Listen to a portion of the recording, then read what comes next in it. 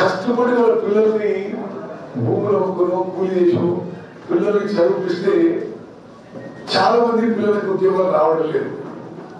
పిల్లలు బాధపడతారు, తల్లిదండ్రులు మనోవేదంతో జీవితాలు గడుపుతారు. ఇది నాకు నిరంతరం ఈ విషయం మా దృష్టికి వస్తుంది. అదేవిధంగా ఇంజనీరింగ్ కానీ, ఫార్మసీ కానీ, డిగ్రీ చేసిన కానీ, ఐటీ చేసిన కానీ చదువుకున్న వాళ్ళకు కూడా ఉద్యోగాలు దొరకడం లేదు.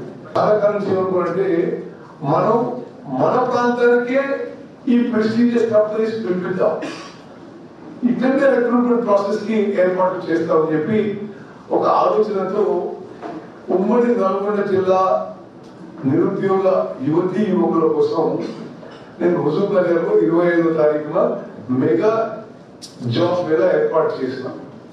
నేను స్వయంగా చాలా ప్రెస్టీజియస్ కంపెనీస్ కి నేనే ఫోన్ చేసి వాళ్ళని ఆహ్వానించిన రావాలి, రిక్రూట్మెంట్ ప్రాసెస్ చేయాలి, మరి ఎంత మేరకు అంతమంది ఉద్యోగాలు ఇవ్వాలని చెప్పి కూడా వాళ్ళు అడగడం జరిగింది.